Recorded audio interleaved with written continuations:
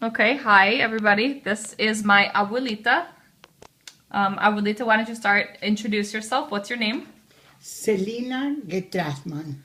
Okay, Abuelita, tell me, where were you born? I was born in Argentina Okay, and what year were you born? in 1927. Okay, and just so you know, my Abuelita would like you to know that in a month and a week she will be 88 years old.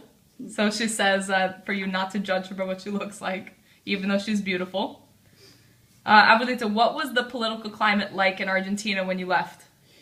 It was, the politics in South America is never good, but the time we left was when Perón was in power, and this is the reason we came because can I call him grandpa or not? You can call him my grandpa, yeah. Okay, because grandpa was in medical school and because he didn't like Perón and he fought along with other students, he couldn't give the exams and he could never finish medical school.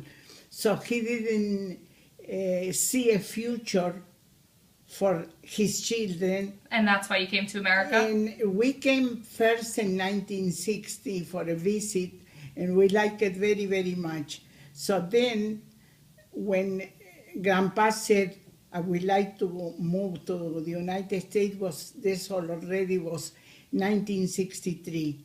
And this is the year we came here. And was it different visiting America than living here? Completely different. Why? What was it like once you actually lived here?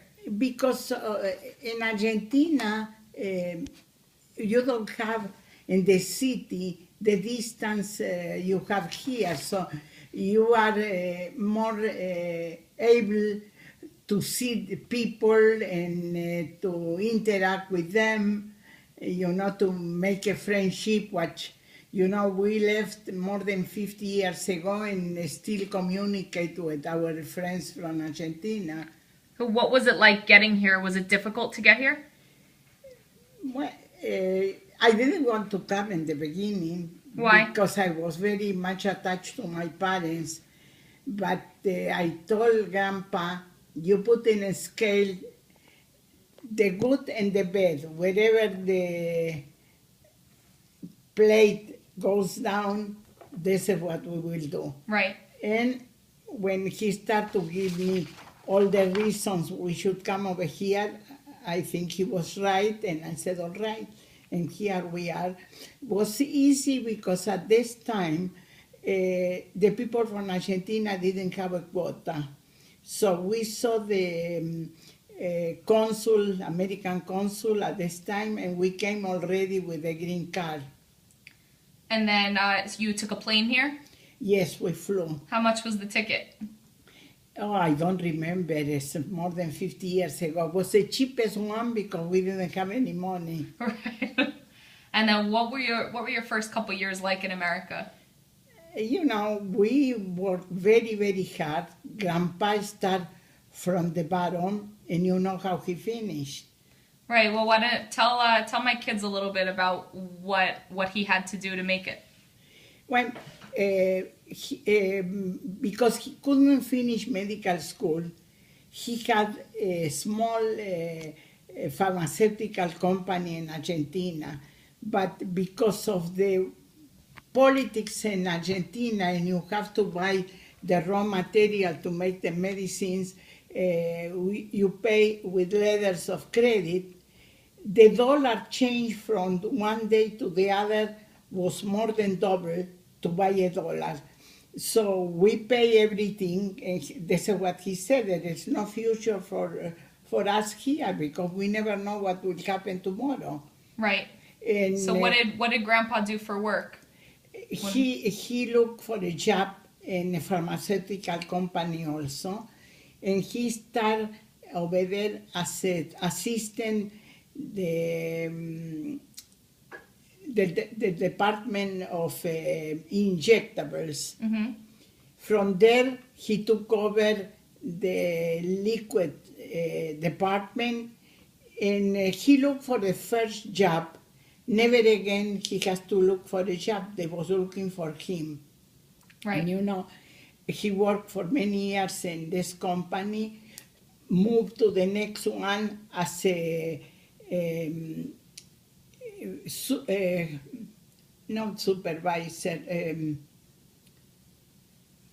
oh, I don't remember. Okay, we can call it a supervisor. But okay. you know, he was the assistant of the plant manager Right. who didn't do the job. Grandpa did the job. So they called him from a company in Georgia. They want to build a company in Puerto Rico. Okay. In the free zones, so you don't have to pay the taxes. And he went over there as a vice president of the company. We hate Puerto Rico.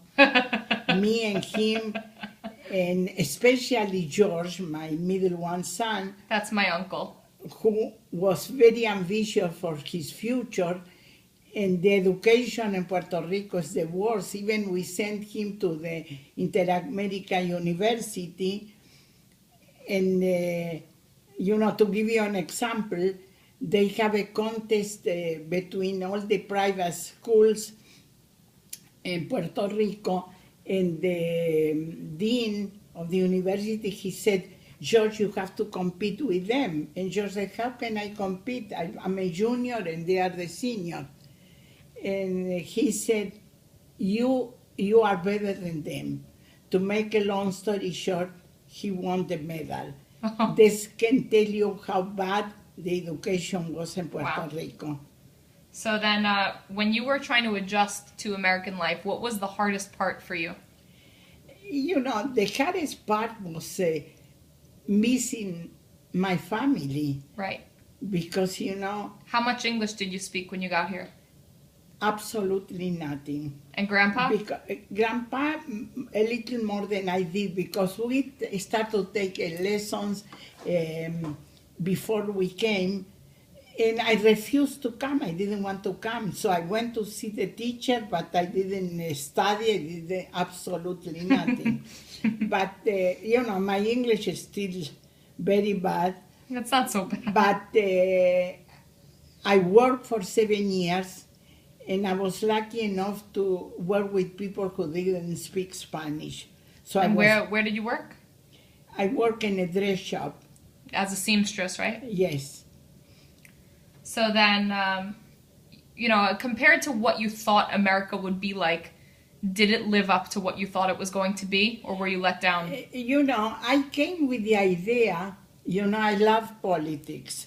And I came with the idea because in Argentina, so much corruption. I said in the plane to Grandpa, oh, finally we are going to a place where politics is so nice and clean. And what can I tell you? I was disappointed because it's not different in my country. Right. All right, well, let's talk about the American dreams. So you know what the American dream is, right? Yes. That belief that, you know, you can come here and you can do anything. Do you think that the American dream exists? Well, you know the answer, how far Grandpa was. He couldn't go further than this, you know. The company, he was a production manager. I remember Production the manager. word now. They called him back, and you know, when we left to go to Puerto Rico, he told the plant manager, you know, Bob, when I leave, they will find out who does the job, and you will be fired in 3 months. They fired him in 2 weeks. Wow. And called Grandpa to be plant manager. Wow. So this is a From man. there, they called another company to be president of the last job he had. Was the biggest generic company in the United States. And Grandpa was the president. He had 350 people below to take care of. Wow, that's really impressive. So this is This is a man who started with nothing. Yes. Right? You guys came to America. He was selling pots and pans door to door without speaking any English. Yeah, because we need an additional income. Right. So during the And what day, about what were the kids eating and what did you eat? oh, the children was very happy, and you know the children are like a sponge.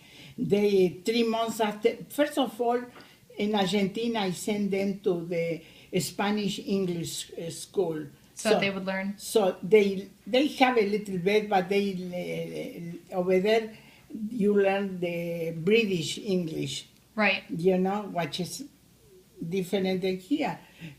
But you know, in 3 months they speak fluently. Right. Okay. So I think that wraps up our conversation on America. So thank you for that.